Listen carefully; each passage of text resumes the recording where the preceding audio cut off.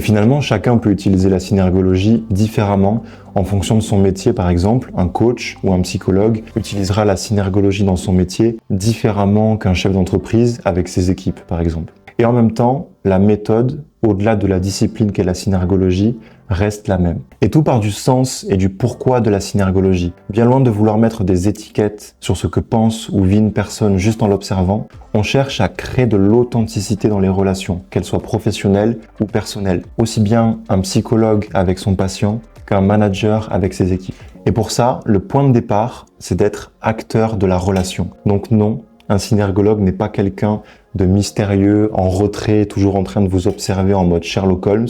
Un synergologue, c'est quelqu'un qui va être participatif, acteur avec vous, qui va aller à votre rencontre pour essayer de mieux vous comprendre. Le deuxième point qui est essentiel chez un synergologue, ça va être la curiosité.